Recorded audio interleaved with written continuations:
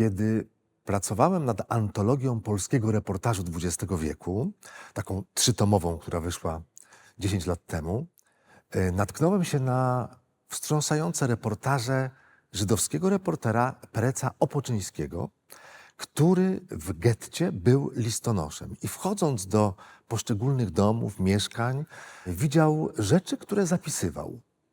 Nie miał żadnej nadziei na to, że te reportaże gdziekolwiek się ukażą. On był reporterem bez redakcji, ale miał takie poczucie, że musi zapisywać prawdę.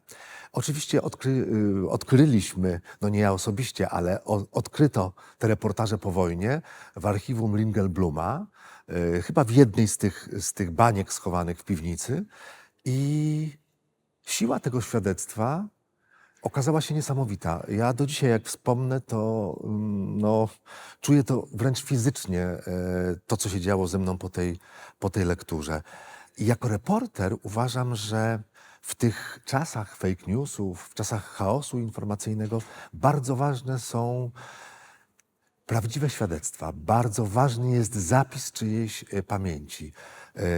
I przy kolejnej rocznicy powstania w getcie warszawskim pamiętajmy, jak ważna jest prawda, pamięć i siła świadectw.